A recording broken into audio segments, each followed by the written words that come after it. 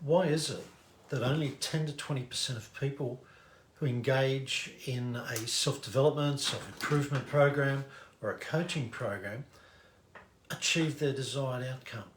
Like they have this goal, and it may be, look, it just may be a course in maybe wealth creation or a course in doing something they want to do to be able to get, to be able to improve their life in some way, physically, financially, health-wise, and yet they don't finish. Why is it?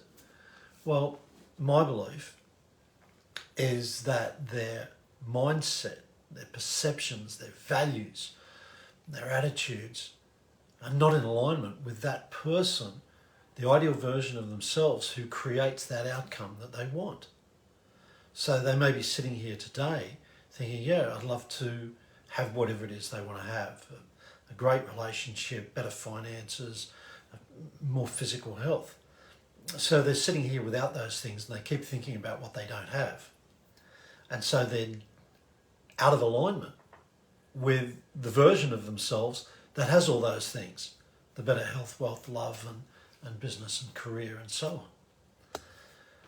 So how do we overcome that? And this is something I go through with every client, because unless the mindset is in alignment with that who they wish to be, then they're not going to be that person. They're going to keep saying to themselves, I want, which is continuing to separate them. Even if you say, I will have, you're still separated from that which you want to have. So how do we change it? Well, the first steps, and there's two important things to kick this off with. The first step is to remember that imagination creates reality. So if in your imagination, you keep seeing yourself as not being the ideal version, you're imagining yourself not having the things you want, that's the reality you're going to create. Wow, that's pretty powerful. So imagination creates reality.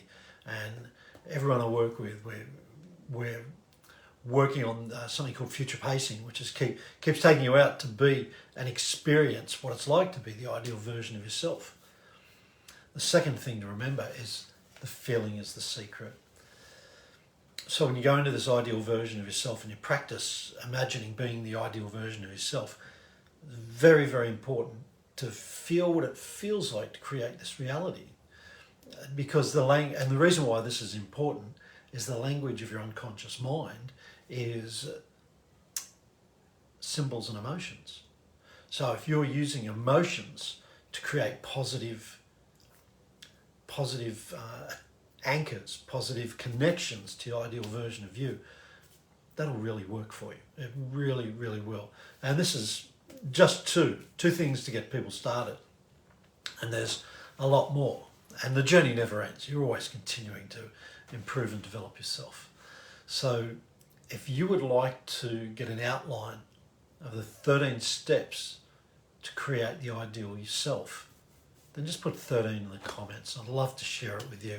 It's a passion of mine to help someone else create their ideal life by creating their ideal self. If that's you, 13 in the comments, I'll shoot it out to you. Have an awesome, awesome day.